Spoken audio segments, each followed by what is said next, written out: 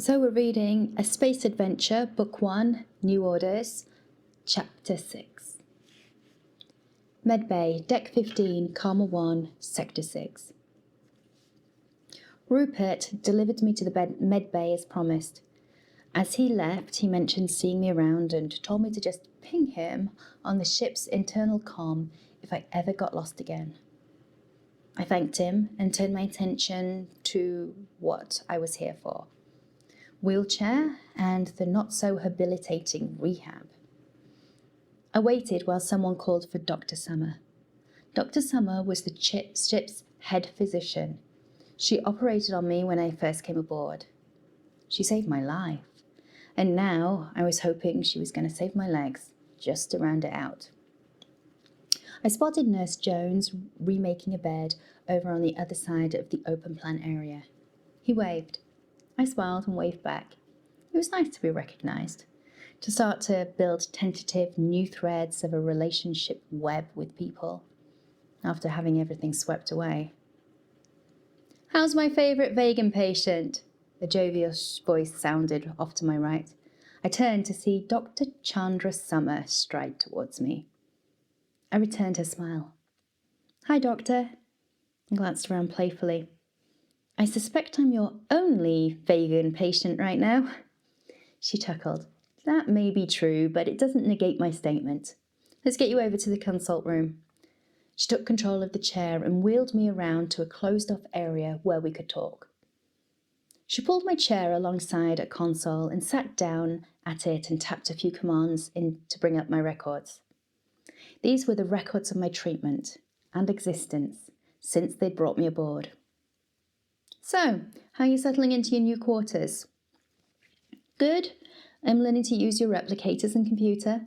Still need to learn to do laundry, but that's on the list of things for tonight." She smiled. "How about the rehab?" Screwed up my nose. "Not so great." "Oh." Her smile began to fade. "You've been doing the exercises?" "Religiously." "And you've kept the device charged?" I nodded vigorously. "Tell me more." I shrugged. "I've tried standing a few times, and I can only manage a second or two before my legs just give out. There's no pain, and I can feel everything, pretty much. It's just..." I leaned forward, smiling, trying to make light of the complaint. "They don't seem to want to work right." I felt a mixture of panic, dread, and sadness well up in my chest as I said it out loud. I shoved the feeling back down and focused on the doctor's reaction to see if it would give me any clues before an official diagnosis. Dr. Summer didn't give anything away. She turned and tapped a few notes on the console before turning back to me. "Okay, well, let's get you onto the examination table and we'll run some tests." I couldn't help it. My brow tensed up and I couldn't make it relax. "It's okay," the doctor reassured me. "We'll know more shortly. Come on." She got up and wheeled me over to a lowered bench. Nurse Jones came over and they helped me up onto it and then raised the table again. I hated this. The fussing, the embarrassment, the not functioning right, the not knowing. Plus, it took all my mental effort to keep a lid on my feelings. The last thing I wanted was to burst into tears right here in front of these strangers. As they set up various scanning devices and machines, I can't ever remember feeling so alone, so isolated, and so utterly alone. They set up a large scanning device over my body and started taking some kind of imaging scan from head to toe. "It'll take about 20 minutes, Dr. Summer told me. You need to lie perfectly still. Don't even twitch a muscle. We want to get as clear a picture as possible." I nodded, and she pulled the reader plate over my head. I heard the beep of a few buttons, and then a gentle hum started. I couldn't see anything beyond the device. I felt alone but exposed, helpless. But at least I could be with my thoughts. The fear of not recovering my legs entered my mind. I didn't like how that felt. My thoughts quickly filtered back to the most recent traumatic event, and I replayed Hooflicks plucking me out of it and speaking kind words to me. I was vaguely aware of Nurse Jones outside the device and outside my field of view, chatting to me. He was lovely, but it made me feel more alone. My thoughts wandered back to the rescue, to Hooflicks.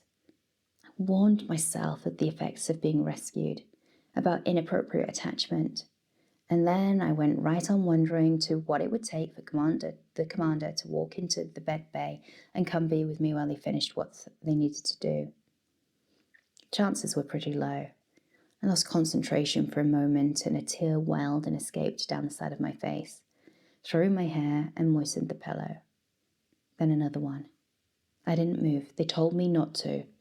But also, I didn't want to give away the fact that I was crying. Like a baby, like a grown-up baby, while they ran a few painless little tests. The scanner had moved down to my chest, revealing my face. I was exposed. I had no way to hide. A tear escaped from the other side. I couldn't stop it. I gave up and let them fall. I allowed the welled-up grief and sadness to move through my body. The body that wasn't working. The body that was alone in a strange place, light years from home. Nurse Jones kept chatting quietly, and discreetly with a gloved finger caught one of my tears and wiped it away.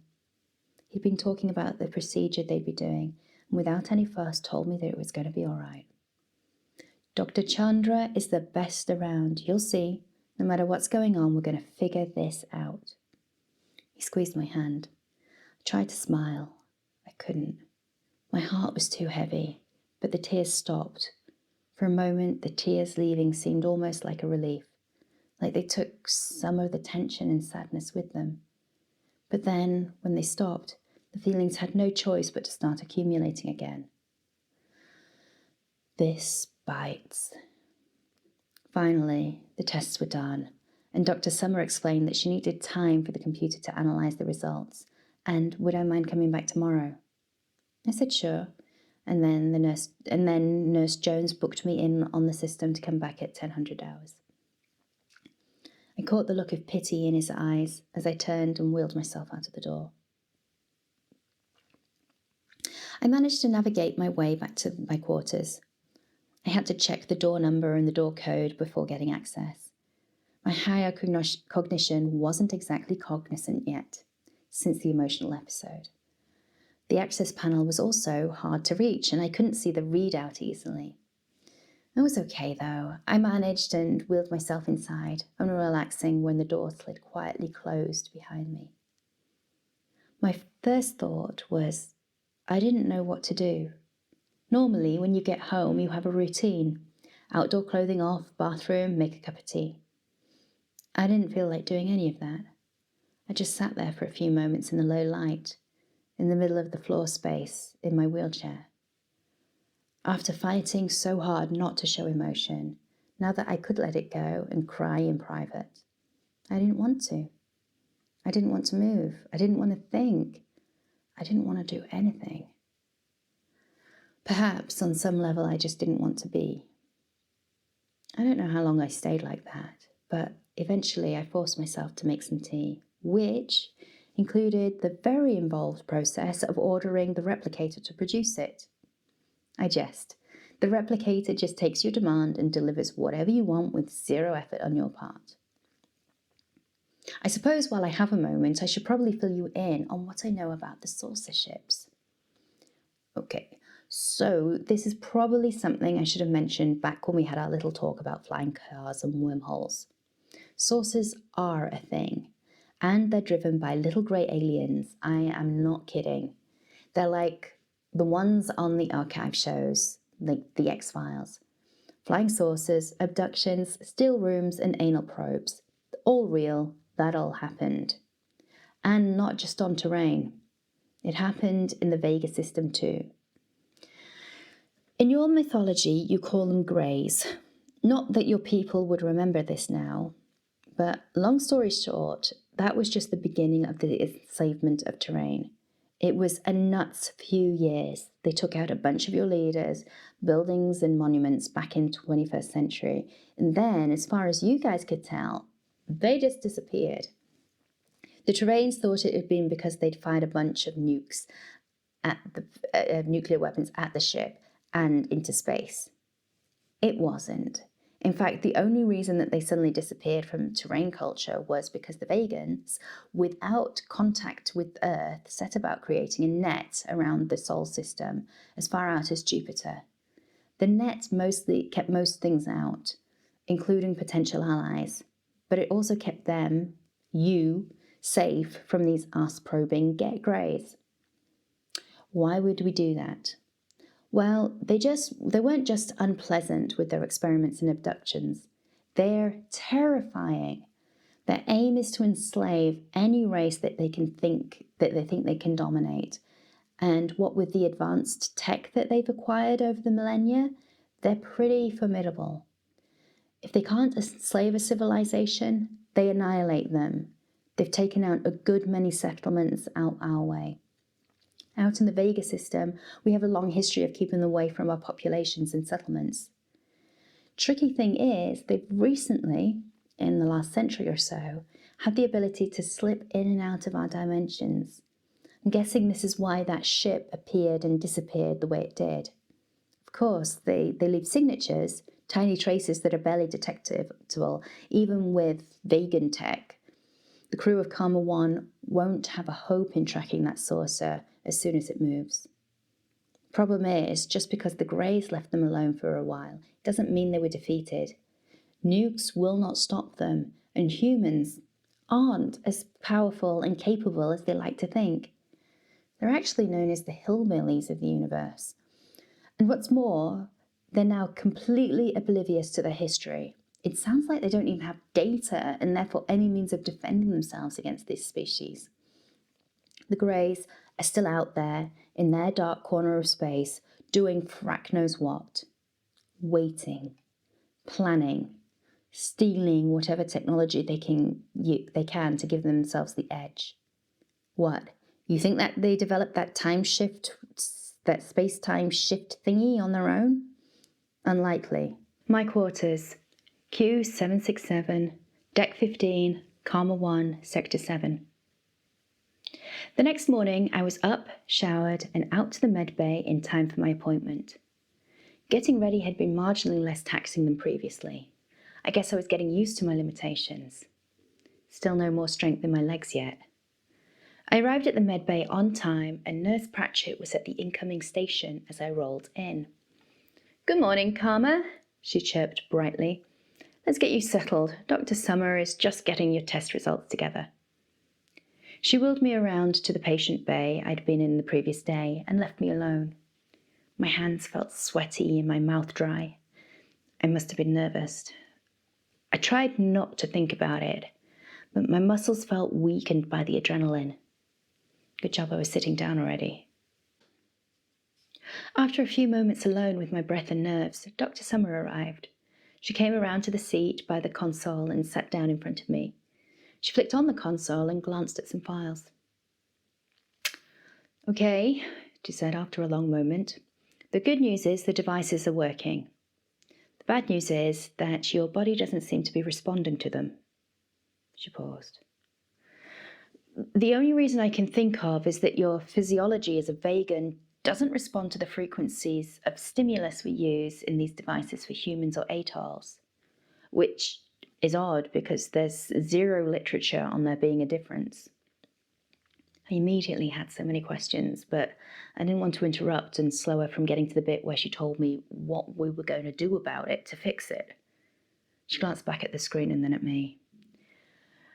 "Physiologically, there's also no reason why your nerves aren't repairing locally in the legs. Additionally, the full body scan shows no other problems further up the spine. It's just odd." Well, that answered one of my questions. "So, is there anything else we can try?" I asked, dreading a negative answer.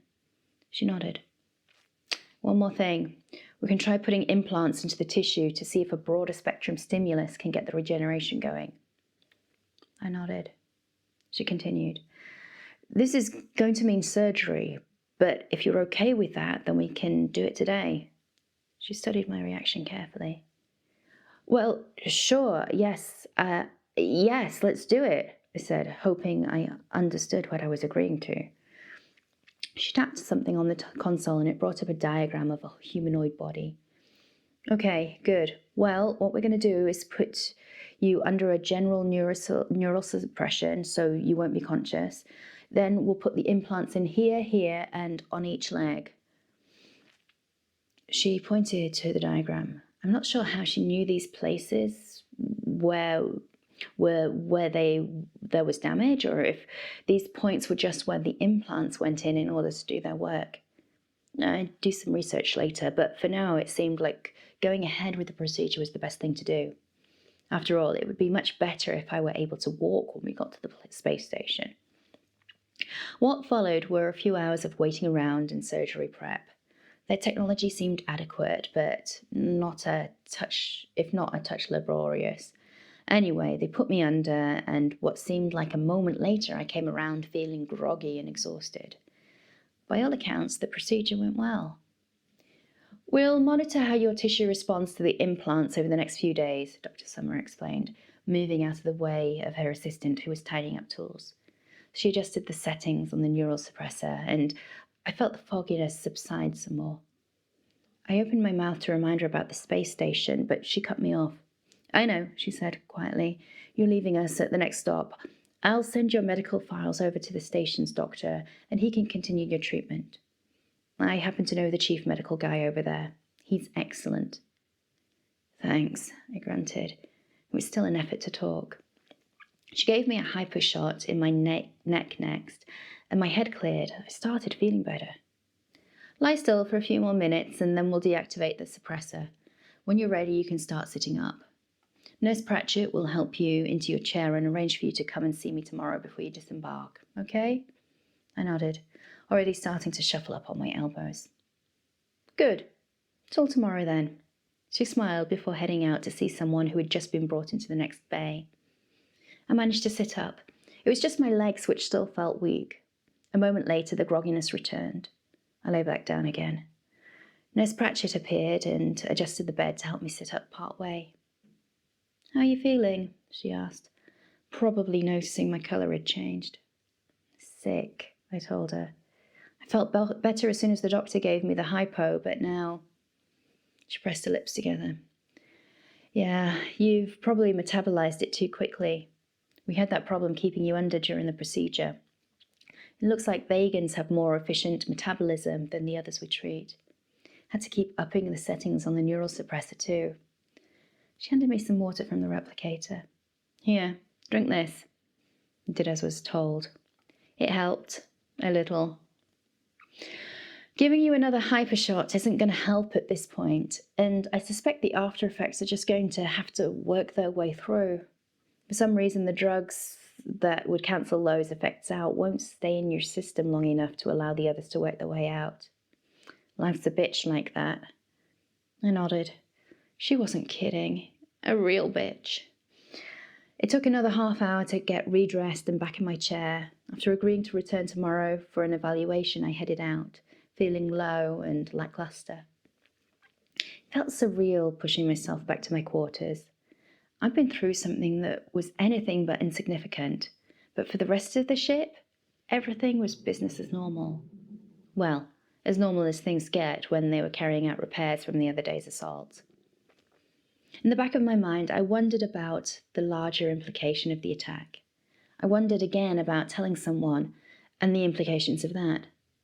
For me, for the League, for the vegan system, and for their protection. To be honest, if I didn't have my own worries, I would have felt trapped between a rock and a hard place over the issue. In some ways, worrying about my legs and getting to the space station afforded me some level of moral abdication from the issues. After all, who could fault me for being distracted by my own loss and lack of healing? I wheeled my way down the last stretch of corridor before the major turn and recognized it.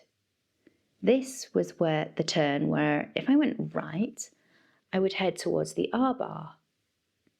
Left would be my quarters. I hesitated as I approached, slowing down, thinking. I mean, the day was pretty much over. No way I could do anything useful or productive feeling the way I felt. I was going to take at least until tonight for the drugs to wear off, right?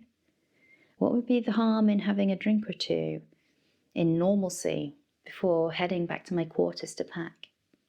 Was, after all, my last night on the ship. Who knows, maybe I'll even get to say goodbye to Commander Hooflex. I made up my mind and turned right up the corridor, taking the slight incline into the bar.